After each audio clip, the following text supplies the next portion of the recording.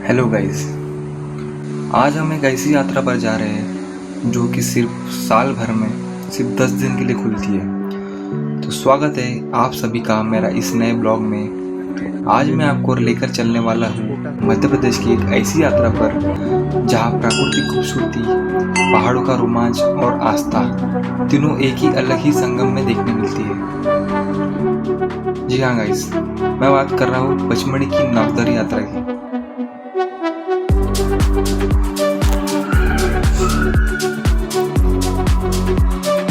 इस यात्रा पर जाने का मन काफ़ी समय से था और आखिरकार वो दिन आ ही गया। जब मैंने इस यात्रा के लिए अपना सफ़र शुरू किया, जैसे जैसे हम पचमढ़ी की तरफ आगे बढ़ रहे थे वैसे वैसे रास्ते का नज़ारा भी बदलते जा रहा था। चारों तरफ हरियाली, ऊंचे ऊंचे पहाड़, ठंडी हवा और प्राकृतिक खूबसूरती देखकर ऐसा लग रहा था जैसे हम किसी अलग ही दुनिया में आ गए हैं।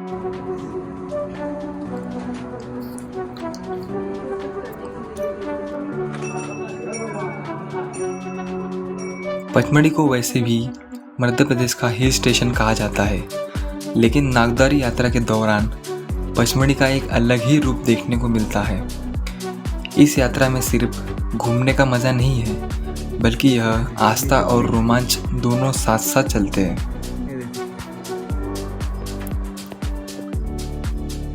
तो गाइस, जैसे जैसे हम यात्रा के रास्ते पर आगे बढ़ते बढ़ते गए, रास्ता थोड़ा कठिन होता गया। कहीं पहाड़ों के बीच से रास्ता निकल रहा था तो कहीं घना जंगल। कई जगह पर चढ़ाई भी थी, काफ़ी मुश्किल लगी, लेकिन मन में उत्साह इतना था कि कदम अपने आप चल पड़े।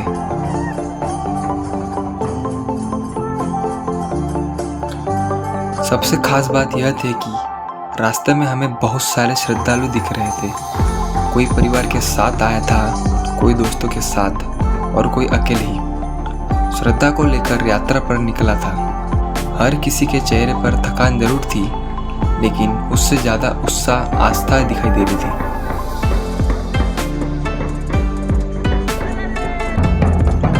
कहीं कहीं रास्ते में लोगों की आवाज़ें सुनाई देती थी। हर हर महादेव, जय भोलेनाथ, हरिहर, जय सेवा भगत, जयकारों से पूरा वातावरण भक्तिमय हो गया। उस समय ऐसा महसूस होता था कि हम सिर्फ एक पहाड़ी यात्रा पर नहीं कर रहे, बल्कि किसी धार्मिक और आध्यात्मिक अनुभव का हिस्सा बन चुके हैं। यात्रा के दौरान सबसे बड़ी चुनौती थी कि रास्ते की कठिनाई। कई जगह पर पैर संभल कर चलना पड़ता था, लेकिन गाइस, शायद यही इस रास्ते की सबसे खूबसूरत बात भी है। जब हम किसी मंजिल तक पहुंचने के लिए मेहनत करते हैं तो उस मंजिल की खुशी भी कई गुना ज़्यादा होती है। और आखिर सवाल ये है कि यात्रा क्यों शुरू हुई। इसके पीछे का मुख्य रूप नागराज की पूजा और धार्मिक मान्यता है। नागपंचमी के अवसर पर श्रद्धालु नागदर जाकर नागराज के दर्शन करते हैं। स्थानीय मान्यता के अनुसार नागदर को नागराज की दुनिया भी माना जाता है। एक प्रसिद्ध मान्यता भस्मासुर की कथा से जुड़ी है। कहा जाता है कि भगवान शिव भस्मासुर से बचने के लिए चौरागढ़ की ओर आए थे और नागराज को नागदर में छोड़ गए। इसी कारण इस क्षेत्र को नागराज से जुड़ा पवित्र स्थान माना जाता है। लेकिन एक बात आपसे ज़रूर कहना चाहूँगा, अगर आप भी इस यात्रा पर आ रहे हैं तो इसे सिर्फ घूमने की जगह समझकर मत आइए। यहाँ की प्राकृतिक और धार्मिक मान्यता का सम्मान करना बहुत ज़रूरी है। रास्ते में कचरा बिल्कुल न फैलाएं और पहाड़ी क्षेत्र को साफ रखिए। काफ़ी समय और मेहनत के बाद जब हम अपनी मंजिल के करीब पहुँचे तो उस समय जो खुशी मिली उसे शब्दों में बताना मुश्किल था। थकान पूरी तरह महसूस हो रही थी, लेकिन मन के अंदर एक अलग ही शांति थी।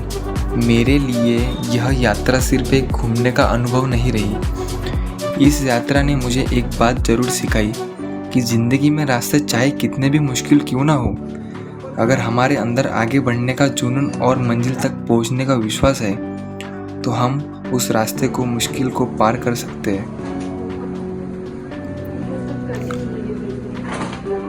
मेरे लिए यह यात्रा सिर्फ एक घूमने का अनुभव नहीं रही। इस यात्रा ने मुझे एक बात ज़रूर सिखाई कि ज़िंदगी में रास्ते कितने भी मुश्किल क्यों ना हो, अगर हमारे अंदर आगे बढ़ने का जुनून और मंजिल तक पहुंचने का विश्वास है तो हम रास्ते की हर मुश्किल को पार कर सकते हैं। अगर आप भी पचमढ़ी की नागदर यात्रा पर आने का प्लान बना रहे हैं तो मेरी सलाह है कि पूरी तैयारी के साथ आइए। आरामदायक जूते पहनिए, पानी साथ रखिए, ज़रूरतमंद सामान रखिए और सबसे ज़रूरी अपने अंदर धैर्य रखिए, क्योंकि यह यात्रा सिर्फ पैरों से नहीं दिल और विश्वास से पूरी होती है। तो गाइस, यह था मेरा पचमढ़ी नागदर यात्रा का अनुभव। उम्मीद करता हूँ कि आपको मेरा यह सफ़र पसंद आया होगा।